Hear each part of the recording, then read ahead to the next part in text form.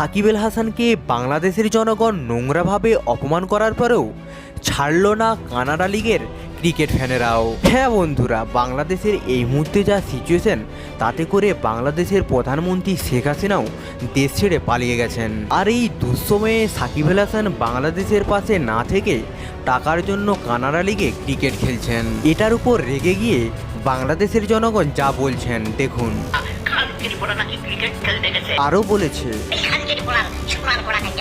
এগুলো ছাড়াও আরও নোংরা নোংরা কথা বলেছে সাকিব আল হাসানকে নিয়ে, যেগুলো আমি এই মুহূর্তে দেখাতে পারছি না, কারণ বেশিক্ষণ দেখাতে গেলে ইউটিউবের পক্ষ থেকে কপিরাইট আসতে পারে। এইভাবে তো বাংলাদেশের প্রত্যেকটা জনগণই অপমান করছে।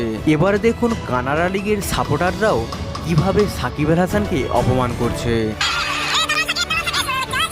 এই মুহূর্তে সাকিব আল হাসানকে নিয়ে আপনার কোনো মতামত থাকলে অবশ্যই কমেন্টে জানিয়ে যাবেন। ভিডিওটি ভালো লাগলে লাইক করবেন, আর চ্যানেলে নতুন হয়ে থাকলে চ্যানেলটি অবশ্যই সাবস্ক্রাইব করে যাবেন।